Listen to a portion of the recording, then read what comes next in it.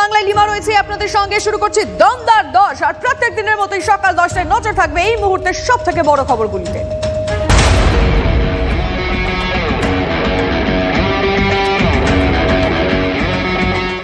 আর আজকের এই মুহূর্তের সবথেকে বড় খবর, আরো একটি বাংকারের সন্ধান মিলল ভারত বাংলাদেশ সীমান্তে। গতকাল কৃষ্ণনগর সেক্টরে টুঙ্গি সীমান্তে 3টি বাংকারের হদিশ মেলে। বাংকারগুলি তোলার কাজ ইতিমধ্যেই শুরু করেছে সীমান্তরক্ষী বাহিনী। ছবিটা দেখুন, সেই বাংকার, যে বাংকারের হদিশ পাওয়া গিয়েছে ভারত বাংলাদেশ সীমান্তে। কৃষ্ণনগর সেক্টরের টুঙ্গি সীমান্তে 3টি বাংকারের হদিশ। এই বাংকারগুলি তোলার কাজ ইতিমধ্যেই শুরু করেছে সীমান্তরক্ষী বাহিনী। কিন্তু সাধারণতন্ত্র দিবসের আগে এই বাংকার ঘিরে উদ্বেগ কিন্তু বাড়ছে।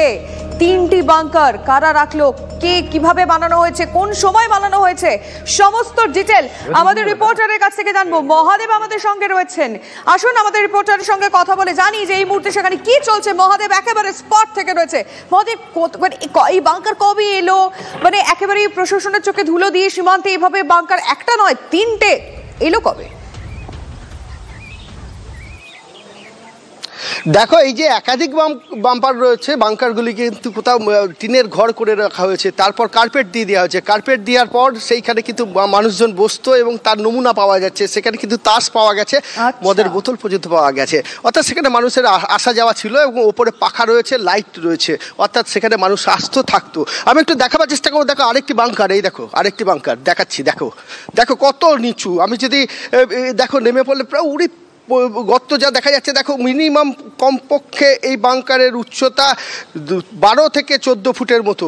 অর্থাৎ কি বড় বাংকার এখানে তৈরি করেছে, যেখানে প্রচুর পরিমাণে কয়েক লরি মাল কিন্তু এখানে মজুত করে রাখা যেতে পারে, বা এখানে বেশ কিছু মানুষও কিন্তু লুকিয়ে থাকতে পারে। এই যে তুমি জায়গাটি দেখাচ্ছি বাংকার, যেখানে দেখো মাটির পাহাড় হয়ে গেছে, একেবারে সমস্ত জায়গায় কিন্তু মাটির পাহাড় হয়ে গেছে। আর এই মাটির যে তুলে কিন্তু বাংকারটিকে তোলা হয়েছে সীমান্তরক্ষী বাহিনী, বিএসএফ, তারা এই মাটির বাংকার তুলেছেন। দেখো এই পাহাড়ের মধ্যে আমি ঘোরাফেরা করছি, মাটির পাহাড় যেটা অস্থায়ীভাবে হয়ে গেছে। এখান থেকে সীমান্ত প্রায় 1 থেকে 1.5 কিলোমিটার। আর এই 1.5 কিলোমিটারের মধ্যেই এই ধরনের একের পর এক বাংকার, যাকে নিয়ে কিন্তু রীতিমতো প্রশ্নমুখে। কারণ রাত পোহালি 26শে জানুয়ারি প্রজাতন্ত্র দিবস, আর সেই প্রজাতন্ত্র দিবসের আগে এই ধরনের বাংকারের সন্ধান পেলেন বিএসএফ কর্মীরা। তারা এসে এই মাটি খনন করে এই সকল বাংকার থেকে প্রচুর পরিমাণে নিষিদ্ধ কাপ সিরাপ উদ্ধার করেছেন। তার সঙ্গে আরও যে সকল বাংকার রয়েছে সেই বাংকারে আর কি কি আছে, সেখানে বোমা রয়েছে কি না, বা অন্য কোনো আগ্নেয় অস্ত্র বা এই ধরনের কিছু আছে কি না, সমস্তটাই কিন্তু তদন্ত করছেন এবং খতিয়ে দেখা হচ্ছে। এলাকার মানুষকে কাছে আসতে দেওয়া হচ্ছে না। এই কারণে যদি এই বাংকারের মধ্যে কোনো বিস্ফোরক জাতীয় কিছু থেকে থাকে, সেক্ষেত্রে দুর্ঘটনা ঘটে যেতে পারে। তাই সেই কারণেই কিন্তু বন্ধ করে দেওয়া হচ্ছে। তুমি বুঝতে পারছো, আমি একটু দেখাবার চেষ্টা করবো। দেখো এইদিকে গর্তটা দেখো, এখান থেকে কিন্তু বাংকারের নামা যাবে। অর্থাৎ মানুষজন যদি নামেন, সেইখানে নামার জন্য একটা দরজা করে গর্ত করা হয়েছে, জায়গা রাখা হয়েছে। এই জায়গাটা দিয়ে মানুষ নামতে পারবেন এবং এই জায়গা দিয়ে তারা মালপত্র ঢোকাতে পারবেন। এইভাবে পরিকল্পনা করেই কিন্তু এই বাংকারটি তৈরি করা হয়েছে। এত বড় একটা বাংকার, যে বাংকার মানে এই বাংকার কি ব্যবহার হতো মহাদেব? এই বাংকার কি নিয়মিত ব্যবহার হতো? দেখো, যেটা বিএসএফ সূত্রে জানা যাচ্ছে যে গতকালকে প্রচুর পরিমাণে নিষিদ্ধ কাপ সিরাপ উদ্ধার হয়েছে। অর্থাৎ বাংকার যেমন একটি নয় তো একাধিক পাওয়া যাচ্ছে। সেক্ষেত্রে যেখান থেকে উদ্ধার হয়েছে নিষিদ্ধ কাপ সিরাপ, এবং বলা হচ্ছে যে কখনো যদি অনুপ্রবেশকারীরাও চলে আসে, তাদের কিন্তু এখানে এই জায়গায় থাকলে কিন্তু সাধারণ মানুষ দেখতে পাবেন না এবং খোঁজ পাবেন না। তবে এই যেখান থেকে বাংকার উদ্ধার হচ্ছে, এখানে যখন সীমান্তরক্ষী বাহিনী তারা রয়েছেন, তারা যেমন উদ্ধার কার্য করছে, কিন্তু এখানে প্রশ্ন একটা উঠছে। দেখো এই এলাকা মূলত এলাকাটাই তো ইম্পর্টেন্ট, ভৌগোলিক অবস্থানটাই তো গুরুত্বপূর্ণ। তুমি প্লিজ একটু সঙ্গে থাকো মহাদেব, আমি আসছি। আমাদের রিপোর্টার মহাদেব একেবারে গ্রাউন্ড জিরো থেকে, যেখানে এই বাংকার উদ্ধার হয়েছে, বাংকারের একেবারে ভিতরের ছবি দেখালো, যেখানে ডেপথ অনেকটাই, এবং সেখানে মাদক দ্রব্য উদ্ধার হয়েছে, সেখানে তাস পাওয়া গিয়েছে। মানে এখানে নিয়মিত যাতায়াত ছিল কারো। আমরা কথা বলবো এক্সপার্টদের সঙ্গে এবং জানবো তারা কিভাবে দেখছেন এই বিষয়টি।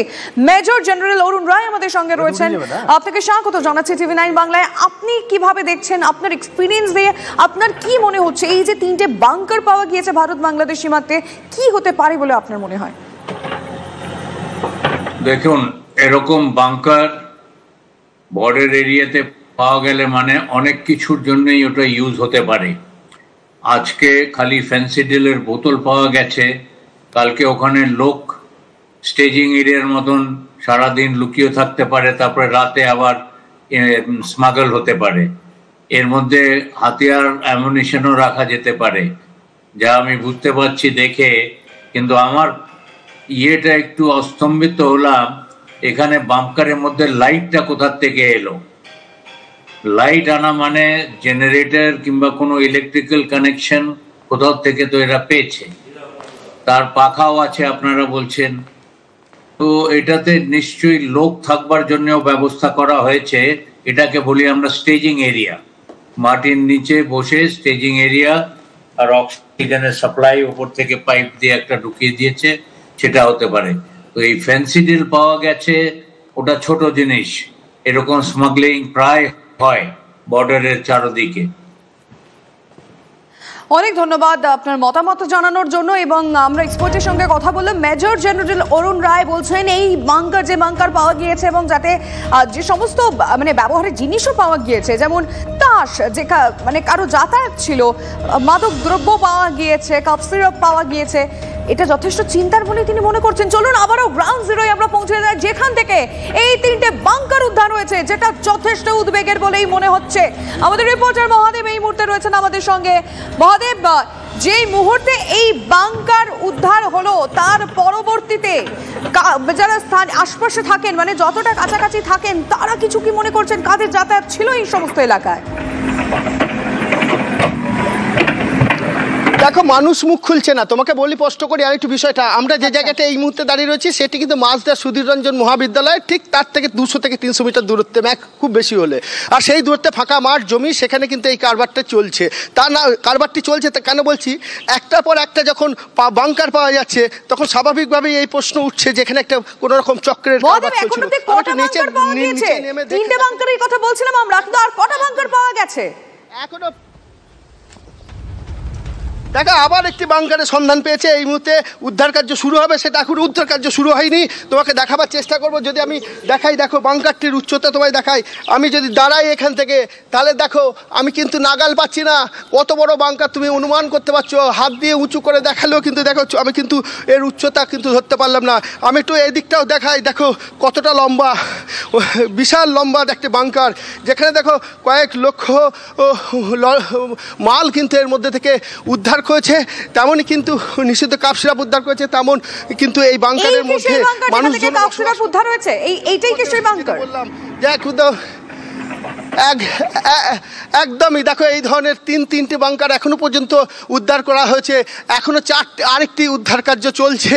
অর্থাৎ বলা যায় যে দেখতেই পাচ্ছ যে একের পর এক বাংকার। আর কটা বাংকার আছে এই প্রশ্ন কিন্তু কেউ বলতে পারছেন না, কারণ মানুষ জানেন, মানুষ মুখ খুলছেন না। কারণ বাংকার একটার পর একটা বিএসএফ যখন পাচ্ছে, তখন রাজ্য পুলিশের একটা দায়িত্ব থেকে যায় প্রশাসনিক দেখভালের জন্য এই সকল জায়গায়। কিন্তু সেখানে রাজ্য পুলিশ কোথায়, কিভাবে কারা করলো, এই খবর কেন রাজ্য পুলিশের কাছে ছিল না? যেখানে নিষিদ্ধ মানে কিভাবে পুলিশের চোখে ধুলো দিয়ে, প্রশাসনের চোখে ধুলো দিয়ে ভাবে একটার পর একটা বাংকার এখানে রেখে দেওয়া হয়েছে। আচ্ছা, এর মধ্যে এক একটা বাংকারের ছবি দেখাচ্ছ, একটার থেকে আরেকটার ডিসটেন্স কতটা?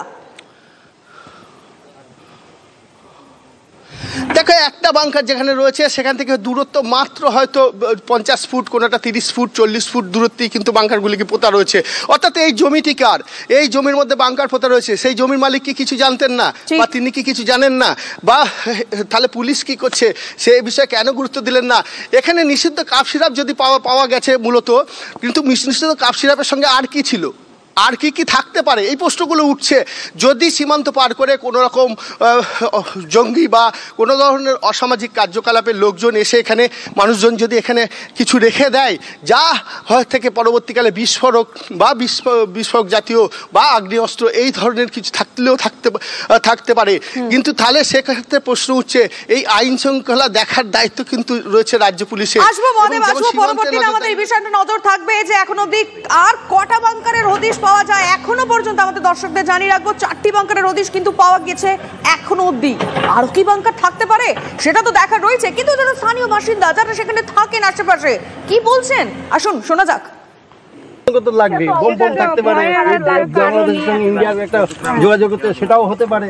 বোম থাকতে পারে, আমরা তো সে জানি না, এটা নাগালের ভিতরে না, এটা আমরা বলতে। আমরা শুনছিলাম স্থানীয় বাসিন্দাদের বক্তব্য, কিন্তু কোথাও গিয়ে কাদের আসা যাওয়া এই সমস্ত এলাকা, এবং খুব একটা বড় প্রশ্ন, এই জমির মালিককে মানে কিভাবে চোখে ধুলো দিয়ে, প্রশাসনের চোখে ধুলো দিয়ে এরকম বাংকার দিনের পর দিন এখানে রাখা হয়েছে। এক্সপার্টরা কি মনে করছেন এটা আমরা জানার চেষ্টা করছি, তাদের এক্সপিরিয়েন্স দিয়ে তারা এই বিষয়টিকে কিভাবে দেখছেন। এই মুহূর্তে আমরা টেলিফোন লাইনে যোগাযোগ করেছি গ্রুপ ক্যাপ্টেন আর.কে দাসের সঙ্গে। ক্যাপ্টেন, আপনি কি মনে করছেন 4খানা বাংকার উদ্ধার হয়েছে, এবং আমরা ভৌগোলিক যে অবস্থান সেটাকেই এই মুহূর্তে প্রায়োরিটি দিচ্ছি, এটা ভারত বাংলাদেশ সীমান্ত থেকে পাওয়া গিয়েছে, এখন অবধি 4টে বাংকার, আপনি কিভাবে দেখছেন? এটা একটা ইঙ্গিত করছে কি ওরা কিভাবে এত বছর ধরে, এটা তো আজ পাওয়া গেছে, কিন্তু এত বছর ধরে তার মানে কত যে বাংলাদেশের লোকেরা অনুপ্রবেশ করেছে ভারতের মধ্যে, এই বাংকার লুকিয়ে তারপরে এখান থেকে ভারতে অনুপ্রবেশ করেছে। তো এটা একটা খুব চিন্তার বিষয়, এবং এরপরে ভারতকে আরো বেশি সক্রিয় হতে হবে ইন্টেলিজেন্স এজেন্সিতে। পশ্চিমবাংলাতে কোথায় কোথায় এরা সব আছে আমরা দেখছি, সারা পৃথিবীতে এখন একটা ডোনাল্ড ট্রাম্প বলেছে যারা যারা ইলিগালি ইমিগ্রেন্ট আছে তাদের আমরা সরিয়ে দেবো, ফেরত পাঠিয়ে দেবো। তো আমাদেরও সেই একটা পদক্ষেপ নিতে হবে, যারা নাকি অনুপ্রবেশ করেছে ভারতে তাদের আমাদের দেশ থেকে ওদের প্রথমে সন্ধান বের করতে হবে কোথায় কোথায় আছে, তারপরে ওদের সেই আমাদের পদক্ষেপ নিতে হবে, কারণ কি এটা কিন্তু ভারতের জন্য খুব চিন্তার বিষয়। ধন্যবাদ আপনাকে। আমরা কথা বললাম গ্রুপ ক্যাপ্টেন আর.কে দাসের সঙ্গে।